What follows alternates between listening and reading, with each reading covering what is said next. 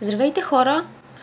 Надявам се да не ми се сърдят тези от вас, които са очаквали нови клипчета от мен през последните 2 седмици, но имах желание, но наистина нямах време и възможност да снимам. Следващия месец, който идва юли, ще бъда по-активна, пък и ще ми се отвори малко свободно време за клипчета. Имам много идеи. Това е кутията Pinks за юни месец. Представям ви малко със закъснение, защото нямаше кога да си я взема. Днес е четвъртък, тя беше пристигнала във вторник и стоя до сега в офиса на доставчика. Но трябва да отбележа, че кутията доста тежи, доста повече отколкото предните кутии. Отваряме тази месечната кутия. Оп, тя е наобратна. Така, темата се казва... Как се казва темата? Една година Pinks Beauty Box. Всъщност, явно това е юбилейната кутия. Аз си мислих, че юбилейната кутия се поръчва отделно от редовната. Толкова съм и разбрала. Да видим, може пък да са щедри този път. О, я вижте продуктите на Билка. Билка околочен гел, роза дамасцена. Виждам тук нещо мое любимо. Крем душ гел бразилско кафе. Този душ гел с бразилско кафе на Yves Rocher съм ви го показвала в едно видео за любими продукти, че много го харесвам. Много харесвам аромата, много харесвам изобщо формулата. Други неща на Yves Rocher. Имаме серум за отслабване, имаме най-новия летен аромат на току-що разцъпнали черешови цветчета. И това пише във всяка кутия. Дали е във всяка кутия? Сега ще видим. Работи на L'Oreal, работи на Микса, шампуан, CC крем, хидратиращ крем, Biotrade Acne Out, активен лосьон за мазна и склонна към акне кожа. Не съм пробвала нищо на Outrade. Revive, охлювски неща.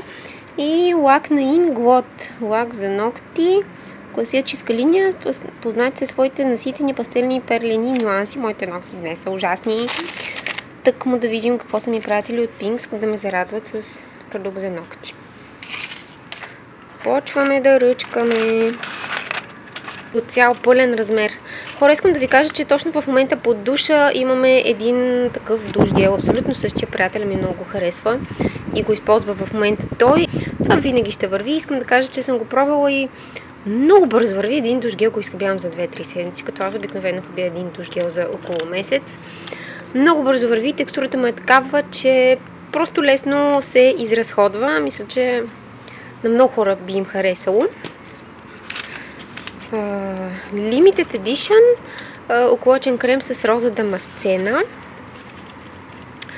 Пак пълноразмерен продукт, изненадващо, много изненадващо. Ето колко е голямо, гел за околочния контур, Organic Bulgarian Rose Water 36%. Така, ето ми го лакчета на Inglot, лакчета ми на Inglot е също в пълен размер и е в жълт цвят. О, нямам изобщо никакъв такъв жълт цвят. Всъщност имам едно ярко неоново, но не и такова патешко жълто. Супер яко изглежда. Със сигурност ще го пробвам. До тук всичко 6 точки. Акне Out лосьон. Аз не мога да давам ревюта за продукти за акне, тъй като за щастие рядко имам такива симптоми, но все пак ми се случва от време на време и смятам, че една такава малка опаковка би могла да ми влезе в употреба. Хидратиращ крем против изсушаване с 10% глицерин. Revive Power Serum.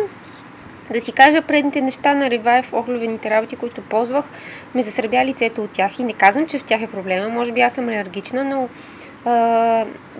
изхвърлих ги и мисля, че и тези ще ги последва същата съдба. Yves Rocher 10 секунди да определиш своя тип кожа. Имаме, всеки тип кожа се нуждае от специфични грижи. И това е някакво картонче, с което си определяме теста на кожата, но не съм сигурна как става номера. Мисля, че се отлепя това нещо и се залепя на скулите и след това се вижда поричките и мръсните части, които попадат върху него. L'Orealски работи, това май го имаше в предна кутия или го нямаше, или със сигурност имаше някакъв друг шампуан на L'Oreal.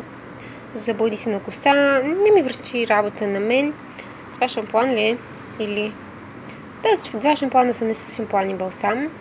Ще ги сложа под душа или ще ги сложа в шкафа с мостри, които да взимам със себе си за пътуване, но няма да си ги купя в пълен размер. Още от сега знам. Yves Rocher Global Action Serum. Какво пък прави този Action Serum на Yves Rocher? Мили, аз не виждам или не пише точно за какво е, но като го разбера какво, ще го напиша долу в описанието под видеото. Друго на микса CC+, анти-реднес, против зачервявания. Имаме още една мостричка на Yves Rocher. Fragrance парфюмче. Събрала съм някои такива неизползвани. Просто не се сещам за тях, но ако се сетя да го използвам, ще го използвам. Брошури на Biotrade. Между тези брошури няма ли ми се падне някоя мостра? Мостра няма, само брошурки. Така.